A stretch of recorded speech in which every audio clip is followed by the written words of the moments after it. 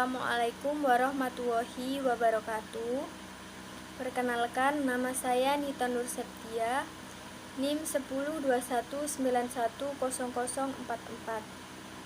Di sini saya akan memaparkan jawaban UTS Manajemen Strategi. Di sini saya memilih PT Samudra Indonesia Tbk. Kemudian di sini ada visi dan misi dari PT Samudra Indonesia. Untuk visinya sendiri yaitu menghubungkan Indonesia. Kemudian visinya yaitu yang pertama ada turut berperan serta dalam menciptakan lapangan kerja dan membangun kompetensi sumber daya manusia atau SDM di Indonesia. Yang kedua yaitu senantiasa memastikan pertumbuhan bisnis yang berkelanjutan seraya memberikan nilai tambah bagi pemegang saham. Yang ketiga yaitu berkontribusi positif terhadap pertumbuhan ekonomi Indonesia dengan memberikan solusi logistik yang efisien. Kemudian yang keempat yaitu menyediakan layanan jasa transportasi untuk memenuhi kebutuhan distribusi barang dari dan ke seluruh penjuru Indonesia.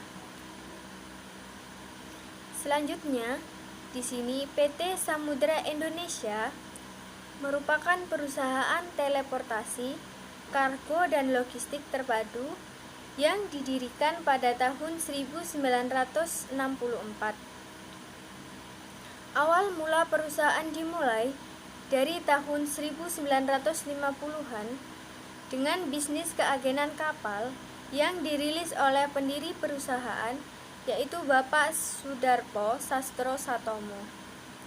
Sejak tahun 1999, perusahaan telah mencatat sahamnya di Bursa Efek Indonesia dengan pengalaman lebih dari 50 tahun. Samudra Indonesia telah mengembangkan brand Samudra yang dikenal dengan baik. Samudra Indonesia memiliki 5 lini bisnis.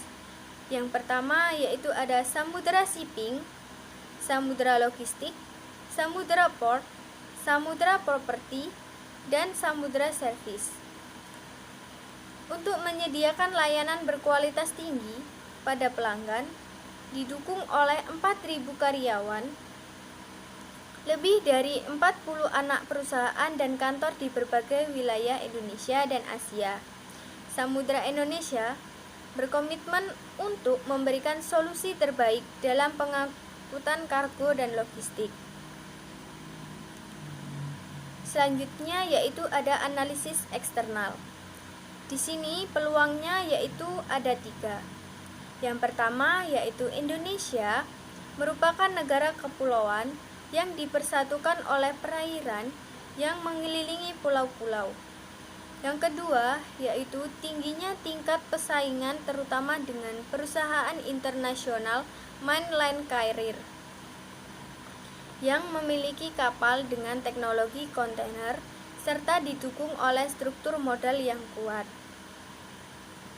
Kemudian yang ketiga yaitu tingginya permintaan untuk pengapalan barang-barang ke benua lain.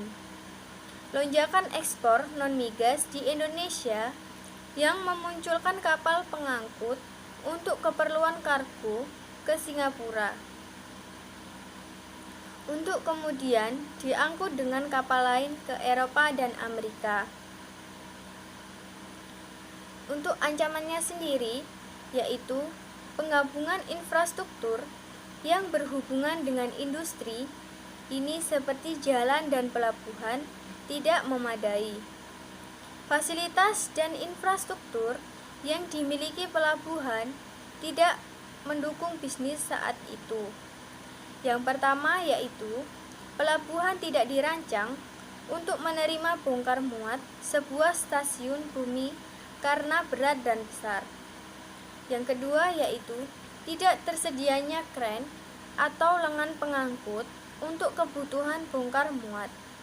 Hal ini dikarenakan untuk mengangkut kren dibutuhkan kapal dengan desain khusus yang menyerupai feri dan kemudian diangkat dengan truk ke lokasi.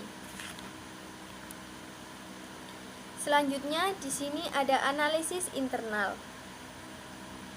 Yang pertama yaitu ada kekuatan. Bisnis keagenan dan terminal menghasilkan keuntungan yang cukup baik. Yang kedua, SDM berkualitas karena PT Samudra Indonesia mengirim staf Indonesia untuk kursus tambahan ke luar negeri. Untuk kelemahannya yaitu terbatasnya modal untuk melakukan ekspansi, padahal bisnis perkapalan membutuhkan modal yang sangat besar. Untuk yang kedua yaitu bisnis pelayaran, pengumpan atau feeder shipping mengalami kerugian selama 2 bulan berturut-turut. Yang ketiga yaitu pendapatan dari bisnis pelayaran internasional sejak tahun 1980-an terus menurun, bahkan merugi. Selanjutnya yaitu bagaimana Anda menilai prospek perusahaan dalam periode 2021 sampai 2025. Apakah formasi strategi perusahaan sudah tepat? Di sini saya menjawab sudah. Dikarenakan PT Samudra Indonesia Tbk atau SMDR melihat prospek bisnis yang lebih cerah di tahun ini. Buktinya saja, SMDR akan lebih gencar meningkatkan kapasitas kapalnya dengan menambah sekitar 10 kapal untuk kapal peti kemas, tanker, dan curah. Direktur Utama Samudra Indonesia, Bani Maulana Mulia, mengatakan prospek bisnis di tahun 2022 sangat baik. Melihat dari kondisi perekonomian yang terasa sudah kembali aktif dan lebih pulih dari sebelumnya. Kemudian, Anda diminta memberikan rekomendasi terhadap peningkatan optimasi sumber daya dan bisnis level strategi. Untuk sumber daya manusia yang kompeten merupakan faktor kunci bagi keberhasilan perusahaan. Oleh karena itu, perusahaan harus bisa memberikan program pendidikan dan training yang dibutuhkan oleh karyawannya, agar meningkatnya kapasitas yang dimiliki oleh karyawan tersebut. Dan dengan melakukan performance apresial untuk mengukur peningkatan kompetensi, dilakukan untuk mengetahui tingkat pemahaman karyawan tersebut atas materi yang diberikan kepada training berjalan.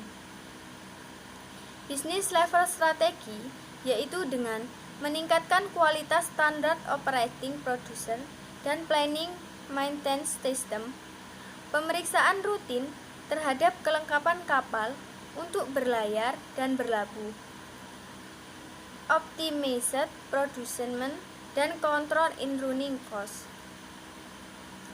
Demikian pemaparan jawaban manajemen strategi dari saya. Kurang lebihnya saya mohon maaf. Wassalamualaikum warahmatullahi wabarakatuh.